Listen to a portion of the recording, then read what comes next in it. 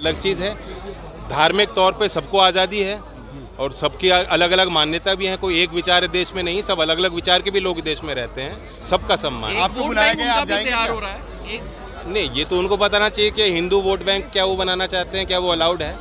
क्या आपको बुलाया गया? आप देश के संविधान में क्या वो उसकी अनुमति उनको है? आपका काउंटर ये पहली बार मैं देख रहा हूँ कि मंदिर के जो है प्राण प्रतिष्ठा पे भी कार्ड छपे हैं और न्योता दिया जाए और लोगों से पूछा जाए क्या आप इनवाइटेड हैं कि नहीं। भाई मंदिर और धार्मिक संस्था पे वो जाता है जिसके मन में श्रद्धा है या जो जाना चाहता है। राम मंदिर को लेकर काउंटर क्या है आरएलडी का और गठबंधन? हम क्यों मंदिर का काउंटर हम क्यों करेंगे? बीजेपी जो मंदिर को मानते हैं उनका भी सम्मान आरएलडी में, वो भी आरएलडी में है। और जो गुरुद्वारे में जाते हैं या मदरसे में जाते हैं या चर्च में जाते हैं या कहीं नहीं जाते, जो नास्तिक विचार के हैं वो भी तो कहीं हैं देश में, उनकी संख्या बहुत बड़ी संख्या है। अच्छा, गठबंधन में समाजवादी पार्टी के साथ आपका है यूपी में विधानसभा को लेकर? बिल्कुल है।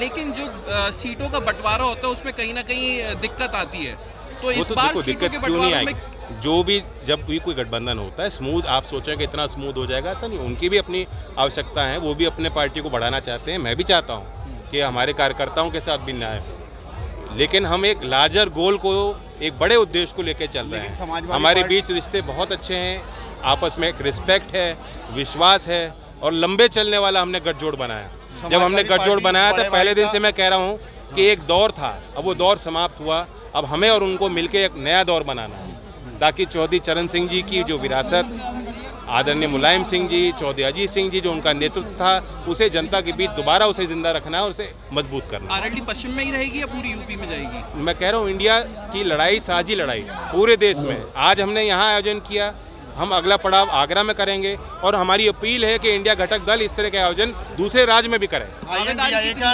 कौन होगा करता धरता, मतलब एक कोई आपने नियुक्त किया है? अभी तो ऐसा कोई फैसला लिया नहीं गया है, जब कोई बातचीत होगी तब बात बढ़ाई जाएगी। कितनी सीटें नीतीश कुमार कर रहे हैं लोकसभा चुनाव के लिए? कितनी सीटें आरएलडी? अब कुछ मसाला आगे के लिए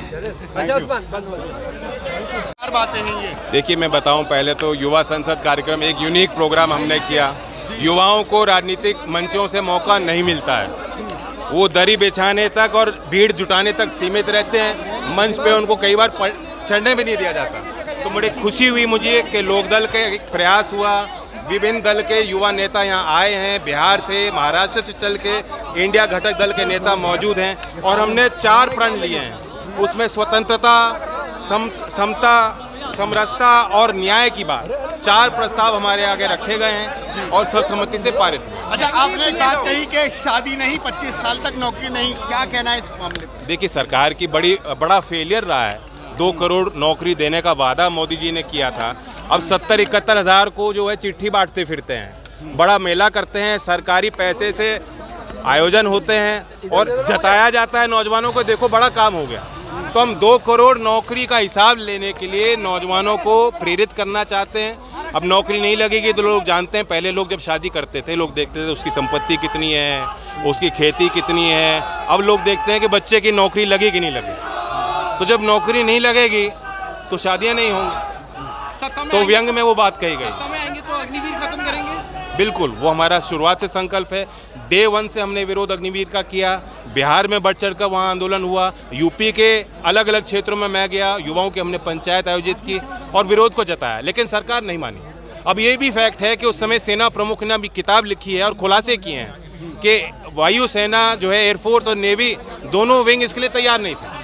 तो ये जबरदस्ती जबरन एक फैसला उन पर थोपा गया है, ये फैसला वापस लिया जाए। मैं पूछना चाहता हूँ युवा संसद का रखने के पीछे मकसद क्या है और आगे इसको कितनी जगह रखा जाए? युवाओं को ये विश्वास दिलाना कि राजनीतिक मंच उनका है, राजनीति से पीछे ना हटें, अपनी दूरी ना बनाएं। राजनीतिक फैसलों का प्रभाव उन पर पड़ता है, सीधा असर उन पर पड़ता है और इन मुद्दों को सुलटाने के लिए नौजवान अपनी संख्या बढ़ाएं। ये हमारा उनके लिए एक बात संदेश। गठबंधन में क्या मायावती जी आ रही है? गठबंधन में मायावती जी आ रही है? सीटों का कोई तालमेल हुआ? बात चल रही है, बात चल रही है। कितनी सीटों पे लड़ रहे हैं आपके वेस्ट यूपी पे आरएलडी? हम पूरे यूपी में लड़ रहे हैं। इंडिया की जो घटक दल की बात कुछ ही समय में तय हो जाएगी। समाजवादी और लोकदल के बीच बातचीत चल रही है, हम लोग तय 6 करेंगे। महीने पहले चुनाव मूड में आ चुकी है, लेकिन INDIA नहीं, 6 महीने पहले नहीं, मुझे तो लगता है जब से सरकार चल रही है वो तो चुनाव ही लड़ रहे हैं। हाँ, काम तो कर ही नहीं रहे।